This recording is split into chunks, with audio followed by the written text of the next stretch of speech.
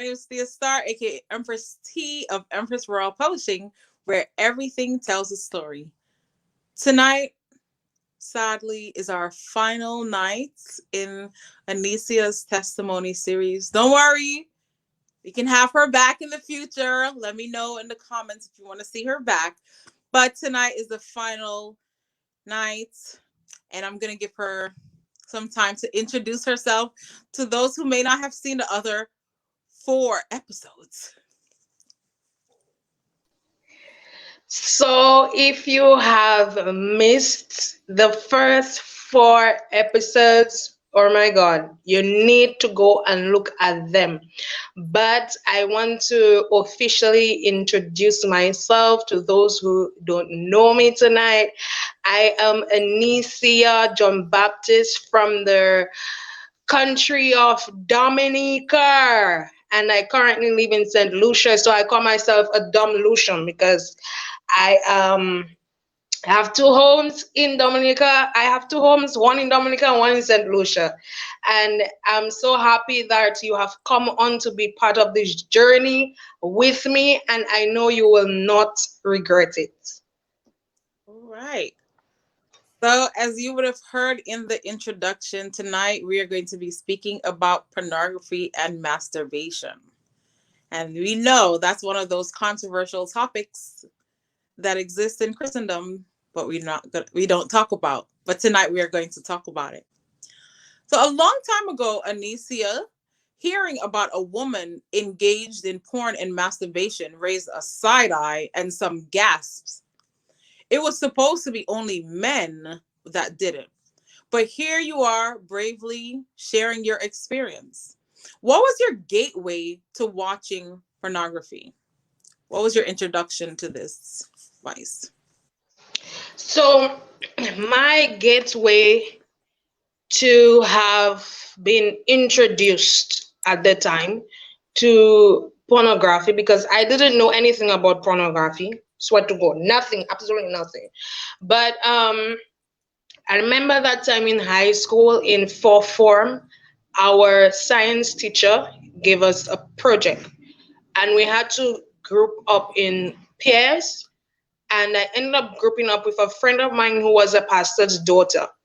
And the topic of that project was sex. And the 2 questions that was given to us was what is sex and the types of sex. And the pastor's daughter she went with what is sex, and she gave me types of sex. So in that back then in the computer age, things was popping up left, right, and center. And as some person who don't know what pornography is all about, it's like you will be curious. So my curiosity button was on, and lo and behold, here it was. Clicked on it, and ever since then, afterwards, that was it. Well, at that time. It wasn't a situation where she was introduced to this vice from someone she knows, or it was from doing homework, doing a project for school. So it can happen anywhere at any time. It was for science class. Did something trigger you to begin masturbation? Did you know what you were doing is wrong or that it was a sin? Yeah. Wow, you are really hitting the nail on the head tonight, eh? So, not knowing what, as I said, pornography was, it was the same thing with masturbation. So, masturbation came along with the being addicted to pornography at the time. And I never really knew, even if growing up in a church atmosphere, I never really knew it was a sin. Because if you are addicted to pornography, of course, you'd want to know what they are doing and experience what they're doing. So it's like you didn't know it was a sin, you just want to involve yourself in what you are seeing, basically. Did this addiction affect any of your relationships? And did you know of anyone else engaged in these activities? Well, when you are addicted to pornography and addicted to masturbation at a very young age, it's a secret to everyone you know. That is not something you would tell everybody. So at that time, no one knew that I had those addictions, and so therefore it never really affected any of my relationship, be it family relationship, friends relationship, school relationships. It never had any effect because I never told anyone until my brother actually found out. End up finding out because he apparently went on history and he saw the sites I visited, right, on numerous occasions, and he confronted me about it.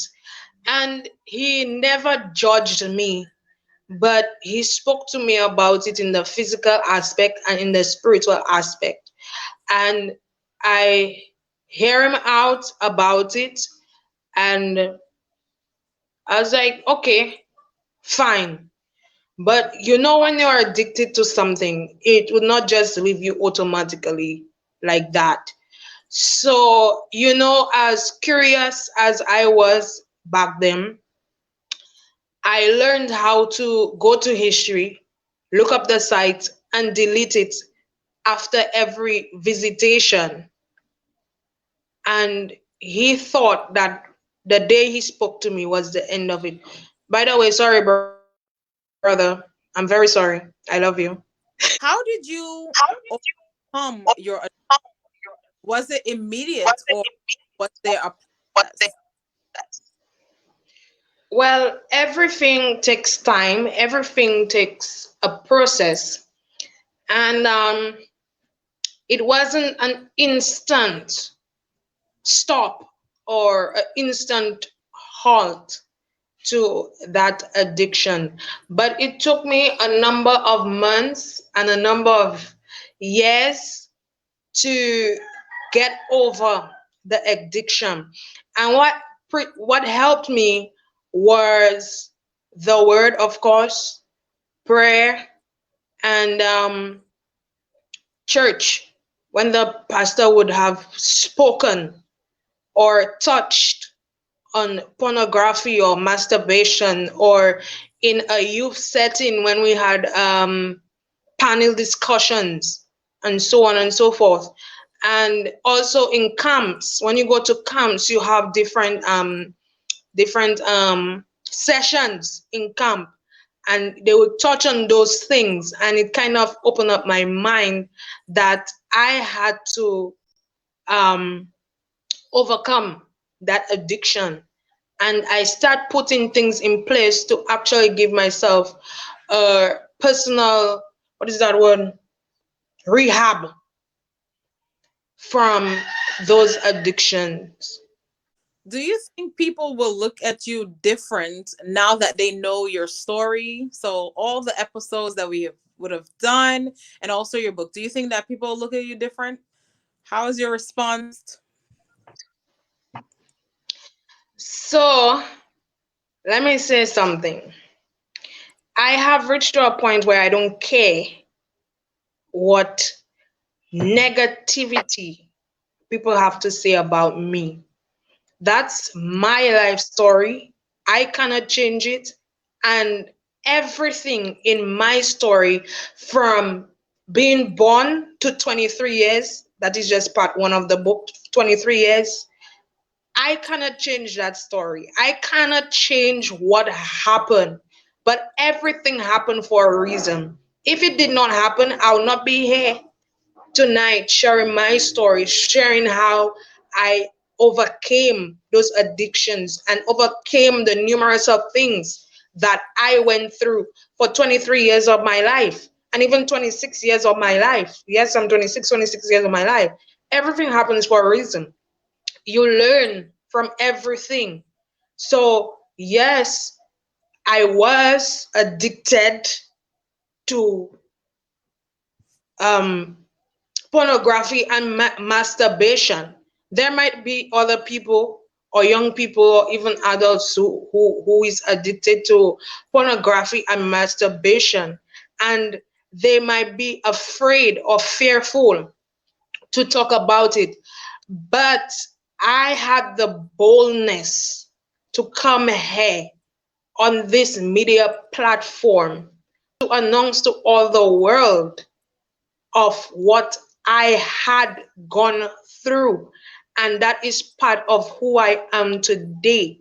That if that didn't happen to me, maybe another part of my life would, who knows what. But it had to happen. You cannot stop what happens to you. God already knows what is going to happen. And even if sometimes you want to question God, why this happened, why that happened, and you feel guilty of it, you feel guilty afterwards. God already knew what's going to happen, and it happened for a reason, and it then teaches you a lesson. So there is a lesson out of every situation, the good, the bad, and the ugly. So I don't have anything to say to anyone that might have a negative statement to say about me, concerning me. I know who I am. I'm the child of God, and He has forgiven me, and I have moved on from that. Yes, I will not forget what I did, but that doesn't mean I will go through that whole process of going through personal rehab again, because I knew what it took out of me to have gone through that personal rehab, and I would not want that to happen again. So it was a lesson well taught, and you might be going through that process now of personal rehab, and you may fall back in the process. You might say, okay, I will not go on the phone, I will not go on the laptop, I will not do this.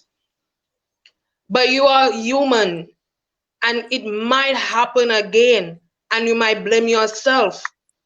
But that is the process of going through your personal rehab, is to get over it, for you to stop being addicted to that thing. You understand? Because there are so many things people are addicted to. I don't expect a drug addict to completely get off drugs in a month. It cannot work like that. It takes time. It takes a process. I don't expect somebody that's smoking all their life to stop in an instant, to stop in 1 week. It will take time. It will take process. Yes, you are going through your personal rehab, and yes, 2 months later, you might fall back because of something, some stress, some situation, and you might go back into drinking, you might back into smoking. But at the end of the day, you take that step and you say, you know what, tomorrow I am not going to smoke. Tomorrow, I'm not going to take that drug. Tomorrow, I'm not going to drink. It's a personal thing that you have to take, that encouraging step, that bold step, to really let go of those addictions in your life. It's not an easy road, but it will be worth it at the end. Thank you for being and sharing your experience.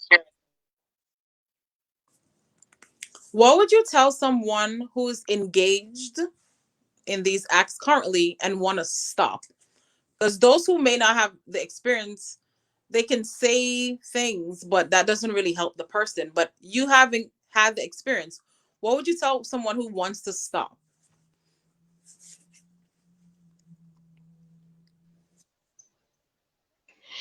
Yes, so as I was saying, you may tell yourself you want to stop.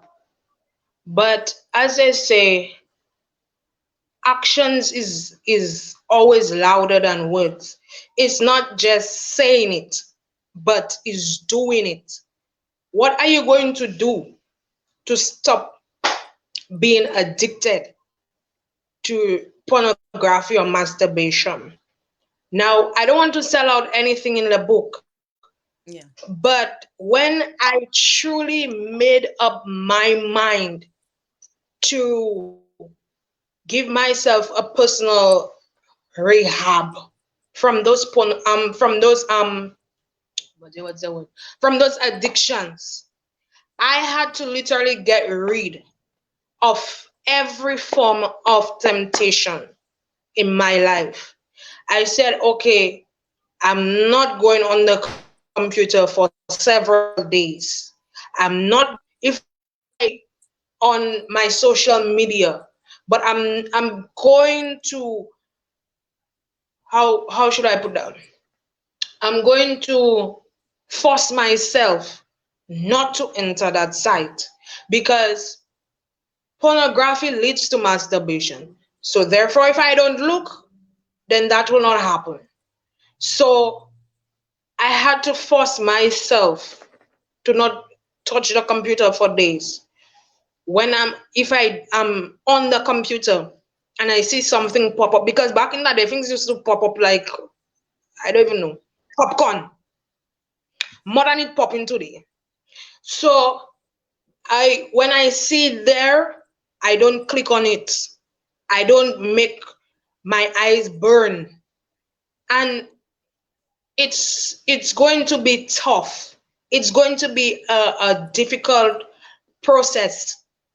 And it it may have taken me 6 7 years, and it might take you a shorter length or a longer length, but the thing is you are getting over it. You are getting over it. And the first step is to get rid of every form of temptation that will cause you to watch pornography. Get rid of every temptation. And you want to have people in your life that will not judge you for being addicted to those things.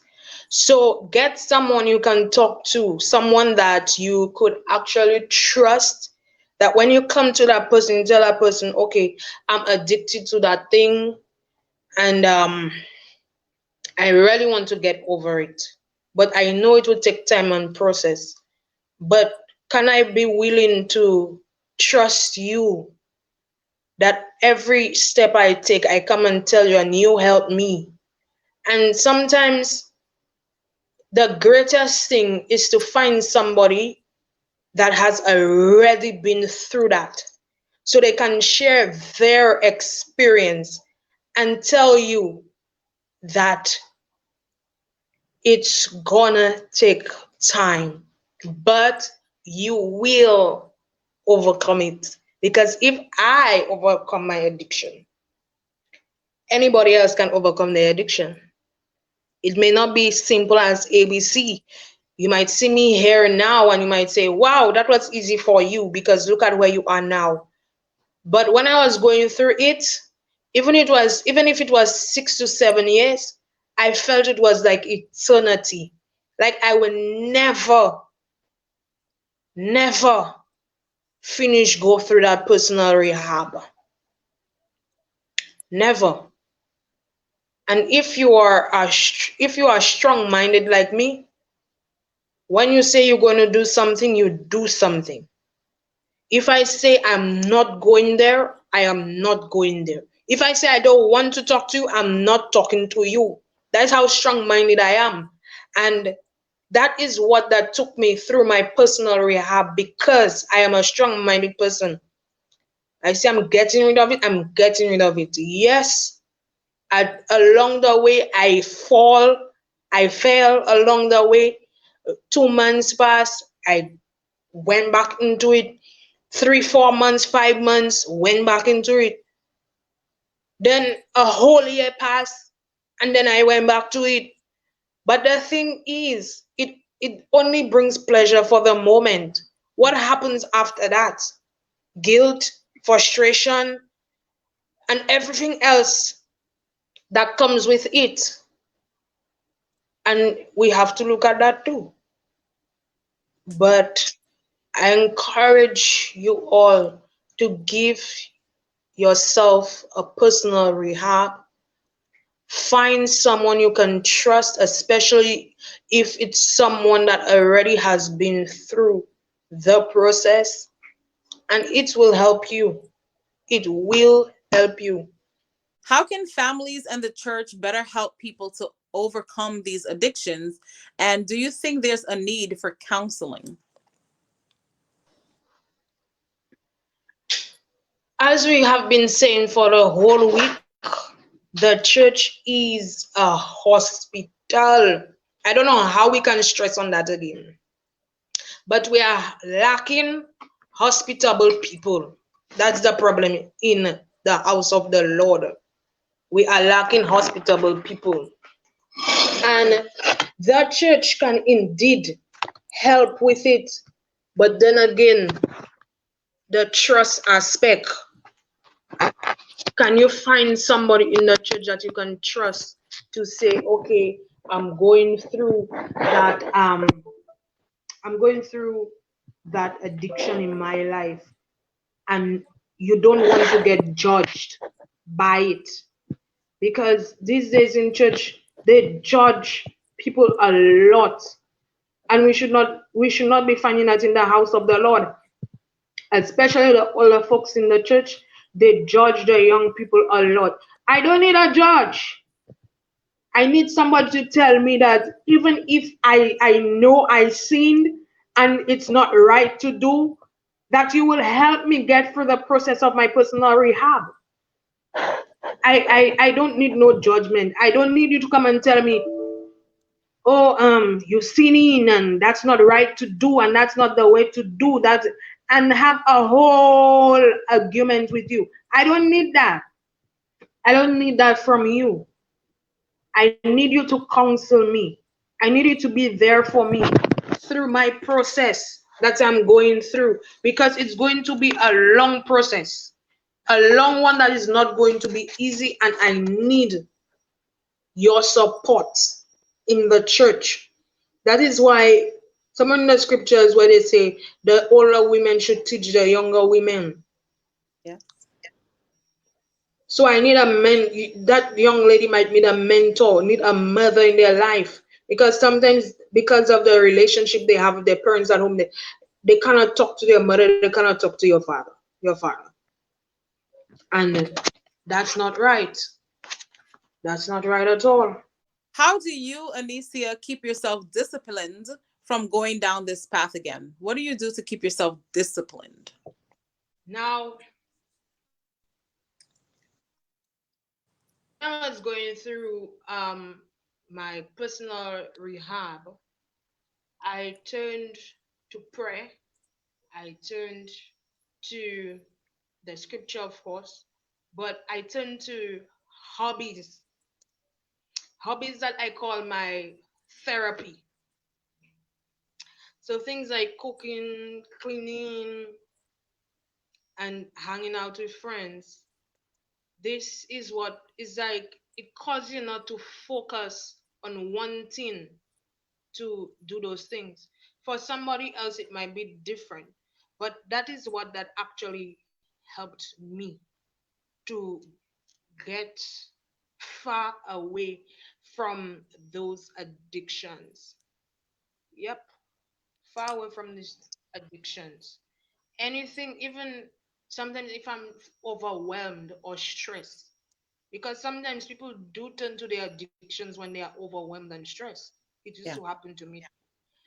And I just refocus my whole energy into doing something different, something that will totally take off my mind from it. So that is one way that Annisia is disciplined, by doing other things, being busy doing other things. And also, she would have shared earlier that she removed all the temptations around her. Obviously, in life, temptations will always be around, but the immediate space that you're in, if you know that something as simple as certain people who we have on our social media, there's certain people who only post certain type of content. And if you know that content you're drawn in, maybe you should remove that person or block that person from your social media. Sometimes they send it you. Maybe you might have to say, you know what? At this point, I can't really communicate with you because you're not really helping me. And you can just be honest, because when we're going through, we are the ones going through, not the person. So make sure whatever is needed to overcome this addiction, you do it. I want to thank Annisia for sitting with us for this entire week, sharing her testimony. I'm sure it was not easy for some of the topics, but I'm so thankful that she shared with us. And this is not the end. It is only the beginning of Annisia's testimony. There's much more details in her book. So, Oh Annisia's book, my The God. Story of My Life, but a Testimony to Others, Part 1, is coming to you on Sunday, March 21st, 2021. I am super excited. She is excited. This is her first book, first of many. And she also says part 1, her first baby. So I just want to thank her again for sitting with us for all these sessions. And if you have a story that you would like to share with the world, contact us at empressroyalpublishing@gmail.com. You can also reach out to us on Facebook and Instagram and even YouTube on Empress Royal TV. Thank you to everyone who's tuned into this series, and have a great night. If you know any Christian counselor that can help others overcome these addictions, please email us at empressroyalpublishing@gmail.com. For those who may want further information about counselors in your area, please contact us at the same email address.